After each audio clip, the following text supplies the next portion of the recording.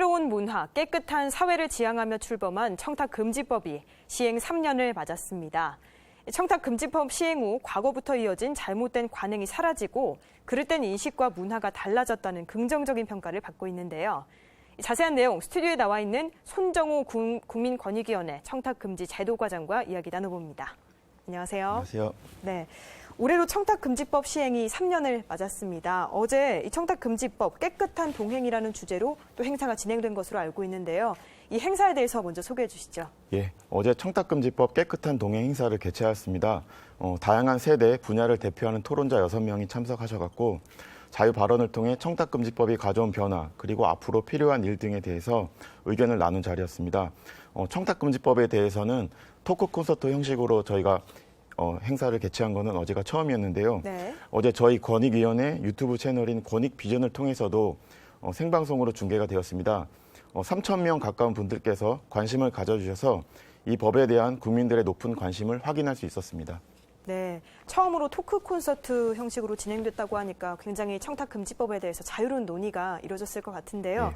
자, 먼저 청탁금지법이란 무엇인지 소개하고 구체적으로 이야기 나눠보겠습니다. 네, 청탁금지법은 공정한 직무 수행과 신뢰받는 공직 사회를 만드는 것을 목적으로 2016년 9월 28일부터 시행된 법입니다. 내일이 9월 28일인데요. 시행 네. 3년을 맞습니다.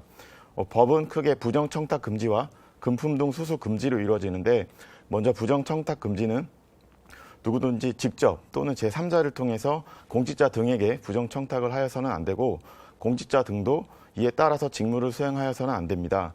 위반 시에는 과태료나 형사처벌 대상이 되고요. 금품등 수수와 관련하여서는 공직자 등이 직무 관련 여부나 명목에 관계없이 동일인으로부터 1회 100만 원, 매 회계연도 300만 원을 초과하는 금품을 받는 경우에 형사처벌이 됩니다. 그리고 직무와 관련하여 100만 원 이하의 금품을 받은 경우에는 과태료 부과 대상이 됩니다. 이 경우에 금품을 준 사람도 공직자와 동일하게 제재를 받습니다. 이 법이 시행되면서 국제투명성기구 등 국제사회에서도 한국 정부의 강력한 반부패 의지라고 평가하면서 높은 관심을 보여주고 있는 상황입니다. 네, 우리가 흔히 제한자의 이름을 따서 김영란법이라고 부르기도 하는데요. 이 청탁금지법을 도입하게 된 배경은 무엇일까요? 앞서도 말씀을 드렸지만 이 법은 공직자 등에 대한 부정청탁과 금품 등 수수를 금지하여 공직자 등이 공정한 직무를 수행하게 하고 나아가 국민에게 신뢰받는 공직사회를 만드는 것을 목적으로 만들어지게 된 법입니다. 기존에는 보통 형법이나 공직자윤리법 그리고 행동강령을 통해서 공직자의 부패를 규율하였습니다. 그런데 특히 형법의 경우에는 대가성이 인정되는 경우에 하나여 뇌물죄가 인정이 되기 때문에 앞서 아마 자막으로 나간 것으로 알고 있는데 벤츠 여검사 사건처럼 대가성이 인정이 되지 않는 경우에는 규율이 필요한 어떤 사각지대가 발생하는 문제점이 있었습니다. 네. 이에 청탁금지법에서는 원칙적으로 공직자가 금품 등을 수수하지 않도록 규정을 하면서 아울러 공직사회의 신뢰 훼손을 갖고 오는 부정청탁 행위도 규율을 하게 되었습니다. 청탁금지법이 만들어지면서 우리 공무원들은 공직자들은 어떤 것에도 휘둘리지 않고 업무를 수행하고자 하는 그런 의지를 가지게 되었고요. 부정청탁이나 금품 수수를 거절할 수 있는 근거로도 기능하게 되었습니다. 그리고 혈연, 지연, 학연 등 어떤 인맥을 통하던 낡은 관행이 생활 속에서 근절되어야 한다는 인식을 확산시키게 된 계기가 되었습니다. 네.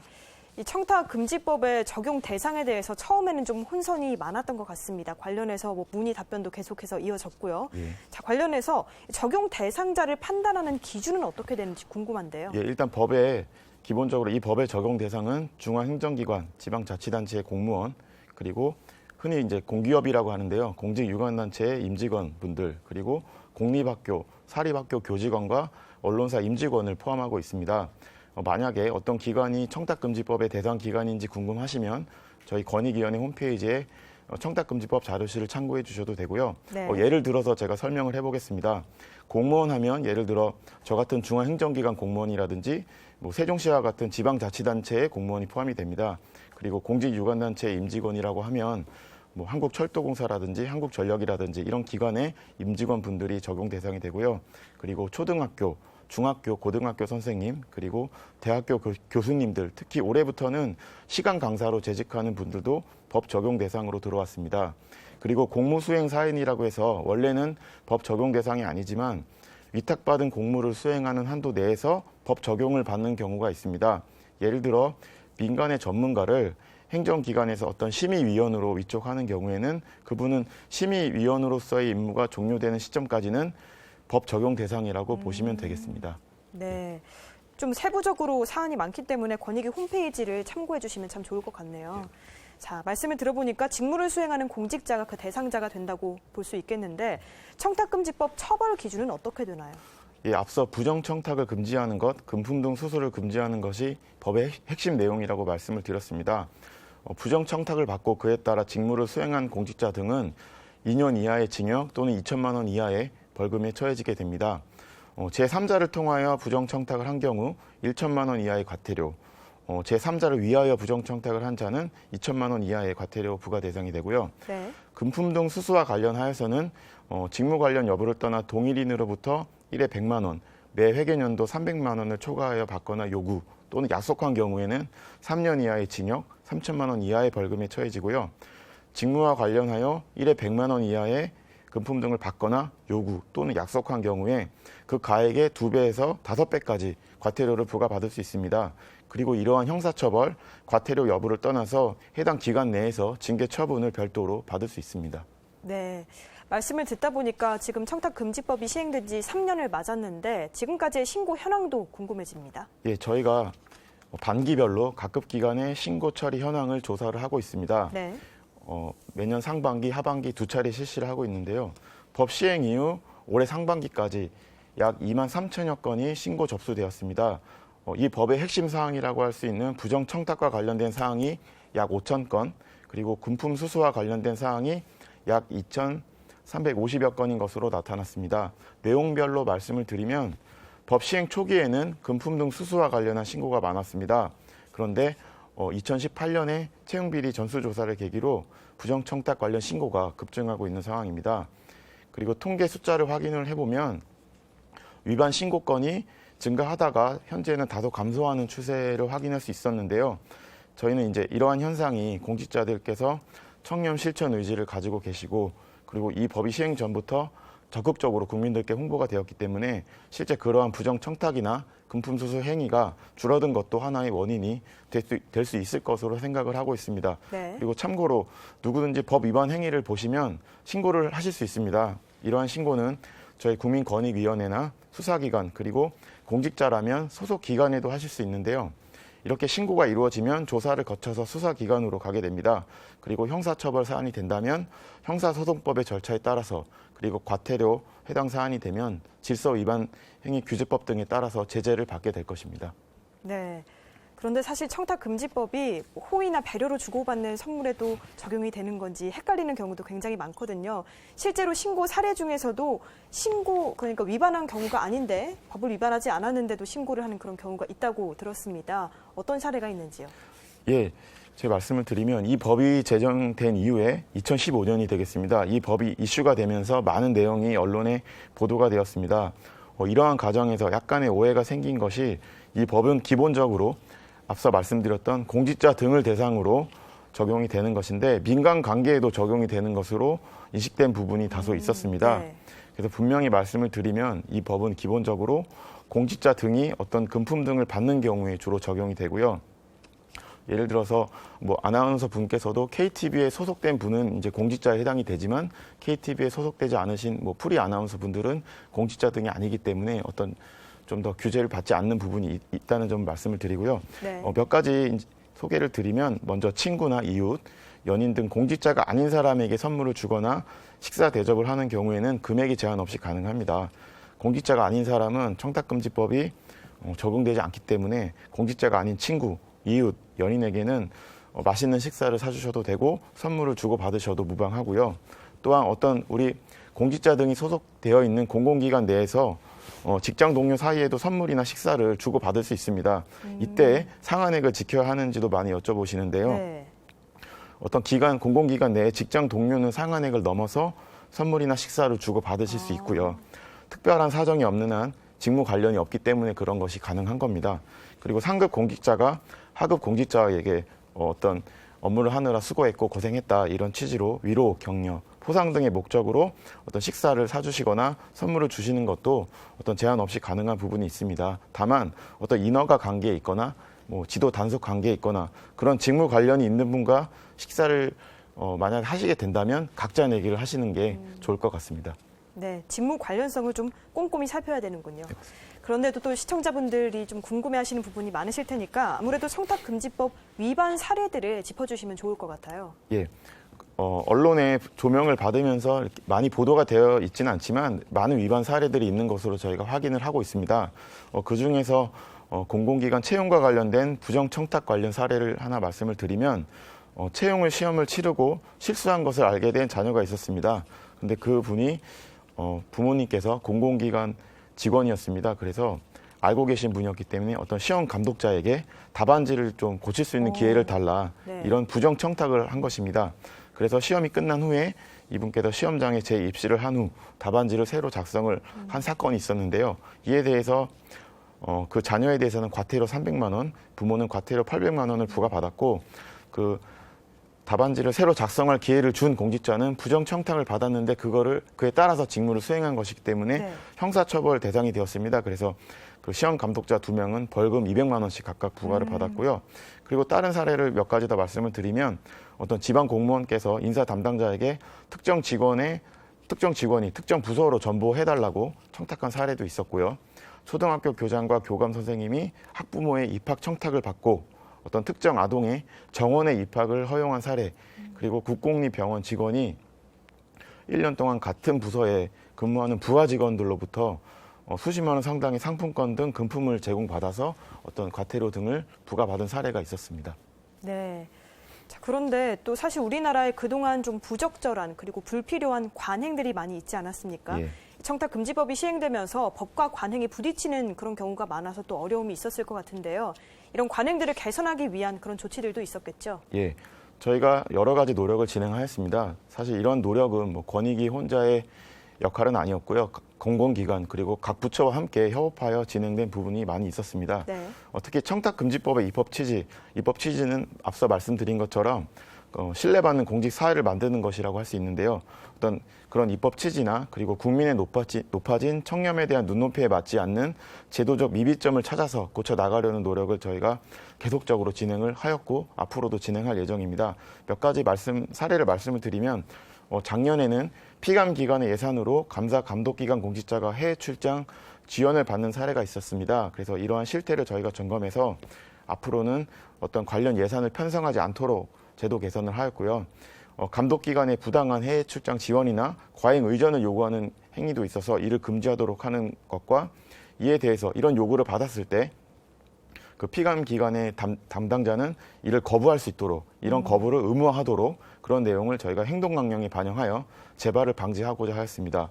그리고 올해 추진한 내용을 말씀을 드리면 먼저 지방자치단체에서는 다양한 축제를 개최하고 있습니다. 어떤 지역에 대한 홍보라든지 어떤 경제적인 그런 활성화 차원에서 다양한 축제를 개최하고 있는데 이런 축제를 개최하는 과정이나 어떤 장학재단을 운영하는 과정에서 협찬을 받는 경우가 있는데 지방자치단체가 어떤 우월적인 지위를 이용해서 이런 협찬이 금품 수수의 수단이 되지 않도록 협찬 금품을 수수하는 경우에는 저희 청탁금지법 또는 뭐 기부금품법과 같은 법적 요건을 엄정히 준수하도록 하고 그리고 사후 정산을 철저히 해 나가도록 제도 보완 요구를 하였습니다. 그리고 최근에는 어떤 일부 공직자에 대한 특혜, 특권 이런 거는 청탁금지법상 허용이 되지 않는 것이기 때문에 네. 지방자치단체가 운영하는 어떤 주차장들이 있습니다. 이런 주차장에 주차 요금을 면제할 때 원칙적으로 공직자에게 공무 활동에 제한하여 면제하도록 관련 조례 규칙을 정비하도록 또 저희가 요청을 하였고 조만간 진행될 것으로 기대를 하고 있습니다. 네. 많은 노력이 있었는데 이 청탁금지법 시행으로 인해서 우리 사회에 또 어떤 변화가 있었다고 보시는지요? 예, 청탁금지법은 시행 이후부터 많은 긍정적인 변화를 이끌어왔다고 생각을 합니다. 첫째로는 이제 가장 중요한 것이 공직 사회에서의 부정 청탁과 접대 그런 금품 수수 관행이 크게 개선되면서 청렴한 공직 사회를 만들어가고 있는 것 같습니다. 이러한 내용은 저희 국민권익위원회가 매년 실시하고 있는 공공기관 청렴도 평가를 통해서도 수치로 확인이 되고 있고요. 네. 그리고 구체적인 사례로 말씀을 드리면 학교에서 촌지 같은 관행이 이제 거의 찾아보기 어려워졌다고 합니다. 이런 말씀은 어떤 학부모님들도 그런 말씀을 하시고 선생님들 그리고 교육청을 담당하고 계신 공무원들의 입을 통해서도 말씀이 전해지고 있고요. 그리고 두 번째로는 어떤 기업들이 자유로운 경제 활동에 전념할 수 있는 공정한 거래 환경도 조성이 되고 있다. 어떤 부적절한 청탁이나 접대가 사라지고 있기 때문에 어떤 그런 환경이 조성되고 있다. 이런 내용이 저희 권익위가 작년에 실시한 부패 인식도 조사 결과에서 기업인들의 한 70% 정도가 응답하신 내용이었습니다. 그리고 최근에 연세대에 있는 최병철 박사께서 중소기업 접대비를 분석을 하였는데 네. 청탁금지법 시행 이후에 양적으로는 어떤 중소기업의 접대비 지출액이 감소했고 질적으로는 어떤 접대비 지출액과 수익의 관계가 어떤 유의미하게 증가했다는 내용도 분석이 되었고요. 그리고 세 번째로는 우리 사회에서 청렴에 대한 감수성이 증대한 것 같습니다. 그래서 뭐 젊은이들뿐만이 아니고 많은 분들께서 흔히 더치페이라고 말씀들을 많이 하시는데 각자 내기를 더 많이 하게 되었습니다. 그래서 어떤 이런 사회적인 인식이나 관행도 많이 나아지고 있다고 생각이 들고요. 물론 이런 청탁금지법 시행으로 모든 어떤 나쁜 일들이 사라진 것은 아닙니다. 예를 들어서 도로교통법이 강화되었다고 해서 모든 음주운전이 사라지지 않는 것과 같이 그렇죠. 청탁금지법이 시행되었다고 해서 어떤 탈법 행위, 편법 행위가 모두 근절된 것은 아닙니다. 그래서 저희 권익위는 어떤 각급 공공기관과 협조해서 이런 행위를 근절하기 위한 노력도 지속적으로 추진하고자 합니다. 네, 우리가 가시적인 효과와 또 우리가 실제로 일상생활에서 느끼는 변화도 굉장히 큰데요. 네. 자, 그렇다면 청탁금지법이 완전히 우리 문화에 자리 잡기까지 또 어떤 계획을 가지고 계신지도 궁금합니다. 예, 크게 보면은 어떤 제도적인 노력과 인식을 확산하기 위한 노력을 병행하여 진행하고자 합니다. 먼저 아직 예전의 관행이 남아있는 분야들이 일부 있습니다. 네. 어떤 공직자나 공공기관에 대한 관행적인 또 과도한 후원이나 협찬이라든지 공공기관에서 많이 없어지긴 했지만 부적절한 채용이 발생될 수도 있는 거고요. 그리고 정상적인 거래 관행을 벗어난 특혜 제공 등이 있을 수 있습니다. 이러한 취약 분야를 찾아내서 아직 남아있는 잘못된 관행을 고쳐 나가고자 합니다. 그리고 인식 확산을 위해서는 어떤 우리 대국민 그리고 기업인들 그리고 공무원분들 어떤 인식 확산이 중요한 것 같은데요. 법의 주요 내용이나 사례나 판례 그리고 이런 것들을 좀 더 친숙하게 느낄 수 있도록 카드 뉴스나 동영상 등으로 제작하여 배포하고자 합니다. 국민권익위원회가 최근에 권익비전이라는 유튜브 채널을 열었는데 이를 널리 활용할 계획이고요. 그리고 각급 기관에서 청탁금지법 업무를 수행하고 있는 청탁방지 담당관에 대한 교육이라든지 그리고 미래 세대의 우리나라를 청렴하게 이끌어 나가야 될 우리 어린이 학생들을 위한 프로그램도 저희 청렴연수원을 통해서 지속적으로 확대해 나갈 계획입니다. 그리고 저희 공직자 등뿐만이 아니고요. 경제계에 계신 분들이라든지 학계에 계신 분들, 다양한 이해관계자와 그리고 시민단체에 계신 분들도 포함하고요. 어떤 전문가의 의견을 경청해서 제도를 더 발전시켜 나갈 수 있도록 노력하겠습니다. 네. 자, 앞으로도 청탁금지법은 국민과의 소통을 통해서 계속해서 발전해 나갈 것 같은데요. 네. 자, 그럼 우리 사회 청렴하고 또 더 나은 미래를 만들기 위해서 이루기 위한 과제 뭐라고 보십니까? 예, 국민권익위원회에서는 청렴한 사회를 만들기 위해서 청탁금지법은 물론 공익신고자 보호법, 그리고 부패방지권익위법, 그리고 행동강령 제도를 더 잘 운영해서 부패를 막고 청렴의식을 확산하려고 합니다. 그리고 최근에는 우리 일상생활 속에서 맞닥뜨리는 어떤 생활 속의 부패 문제, 예를 들어 채용비리 같은 것들이 있는데요. 그런 것들을 범정부 협의체를 통해서 개선해 나가고자 하고 있고요. 그리고 200조가 넘는 어떤 국가 예산 중에 상당 부분을 차지합니다. 보조금에 대해서 어떤 부정수급 이런 일들이 좀 있는데 내년부터는 공공재정환수법이 시행될 예정이기 때문에 이것도 차질 없이 준비해 나가고자 합니다. 어떤 이러한 노력의 결실은 어떤 권익위뿐만이 아니고 또 공직사회 구성원들 나아가 국민들께서도 적극적으로 참여를 해주셔야 되는데요. 청렴을 생활 속에서 실천하도록 좋은 제도와 정책을 만들고 국민들께서 청렴한 사회 만들기에 적극 참여하실 수 있도록 소임을 다하고자 합니다. 많은 관심과 성원을 부탁드리겠습니다. 네. 자, 지금까지 손정우 국민권익위원회 청탁금지 제도과장과 이야기 나눴습니다. 오늘 말씀 고맙습니다. 감사합니다.